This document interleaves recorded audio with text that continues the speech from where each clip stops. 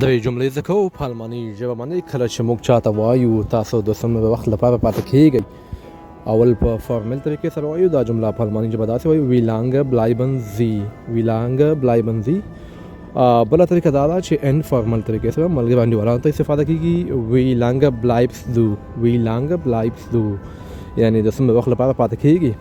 مثال په توګر زه وایم زه دلته د یوې اونۍ لپاره پاتې کیږم. دا جمله بیا په الماني ژبه داسې وایو: ich bleibe eine Woche hier، ich bleibe eine Woche hier.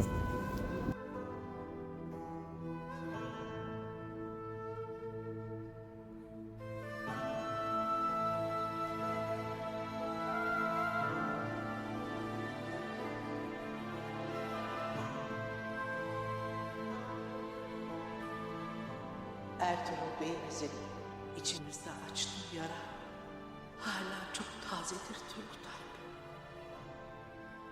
Öyle